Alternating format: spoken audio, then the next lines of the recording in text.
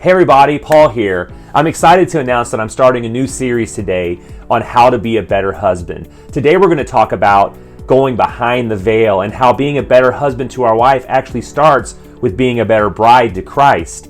Throughout the whole New Testament, Jesus is referred to as the bridegroom and the church as the bride. Dum, dum, da, dum. I want to share with you quickly a dream that I had. In this dream, I showed up to this gigantic church and it was full of all my friends and family, and they were so excited. I had to find out what's going on. And it was a wedding. Somebody was getting married. So I went to one of my friends and I was like, hey man, who's getting married? This is a really big crowd celebrating them getting married. And the person looked at me and said, Cindy's getting married. For those of you who don't know, Cindy is my wife.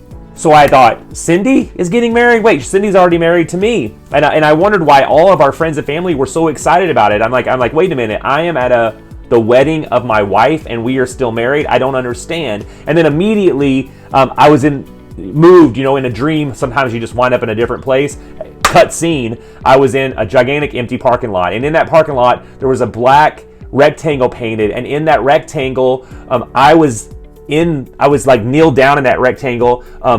Unfortunately, I'm gonna have to tell you, I was wearing an adult cloth diaper. Sorry for the imagery. I'm in this, in my adult diaper, and I'm just crying and mourning the fact that my wife, who is married to me, is getting married. And even more so, I was upset because all my friends and family, they weren't trying to stop her. They were actually partying. They were so pumped that she was marrying somebody else. In this moment in my dream, I remember thinking, I feel like I was like you hear about in the Bible, ash and sackcloth. That was kind of where I was. I was groaning and mourning for the loss, or at least for what seemed like the loss of my wife, and the fact that she was married to me, yet she was marrying somebody else. And then shortly after that, I was back into the church, the crowd still celebrating, and then I woke up.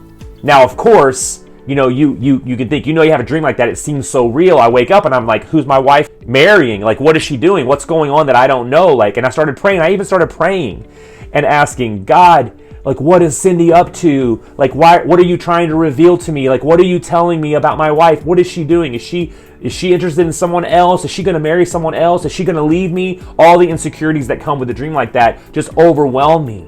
And in a moment, in his still small voice, he just kind of chuckled and said, you got it all wrong. You're the bride in that dream. I'm the husband in that dream. That was me mourning because my bride is marrying herself to so many other things after she's already committed to me. And I got to tell you, I was crushed. I was like, oh my gosh, it's so true. How many times have I married myself to things, and yet I'm still married to Jesus? How many times have I been focused on so many other things and partnering with so many other things and left my bridegroom on the sideline? It really, in that moment, I understood his heart when it comes to his jealousy for his bride. After this moment that I had, it really shifted my perspective on some things.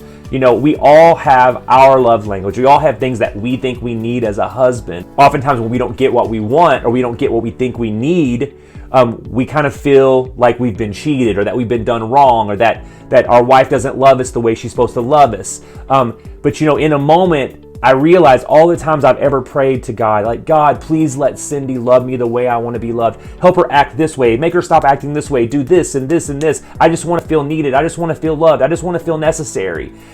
And in that moment, I heard him say, now you know how I feel.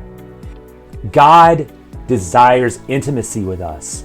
Just like you would desire intimacy with your wife, he desires intimacy with us. He's jealous for us. He's jealous for time with us. He's jealous for our thoughts, our heart, our actions. He wants it all, just like you want it all from your wife. And so as we pursue him as our bridegroom, we pursue him like we want our wives to pursue us, it starts to shift things in our home. As we become the bride we're called to be, we become the husband we're called to be.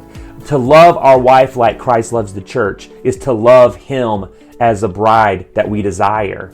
And so I pray for you now that as you pursue your relationship with Jesus, as we pursue our relationship with the bridegroom, that we would desire intimacy, that we would give him all the intimacy that he desires, that we would give him all of us, our thoughts, our hearts, our minds, that we love him with all of those things.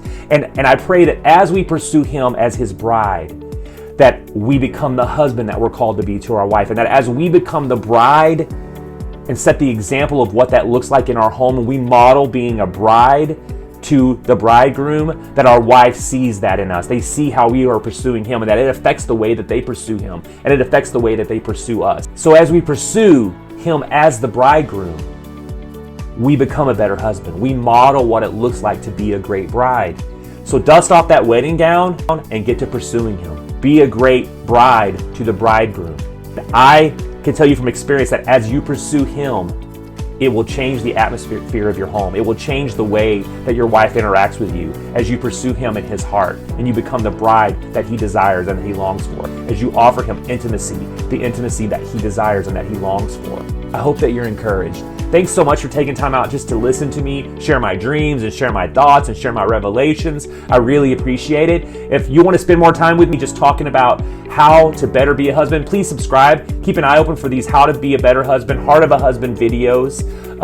And please comment below. Let me know your tips when it comes to being a great husband. You can check out my book, Heart of a Husband. It's available on Amazon. I'll put the link below. It just shares more thoughts on what it looks like to love your wife like Christ loves the church. I'm looking forward to a lot more time with you. God bless you. I'm praying for your marriage.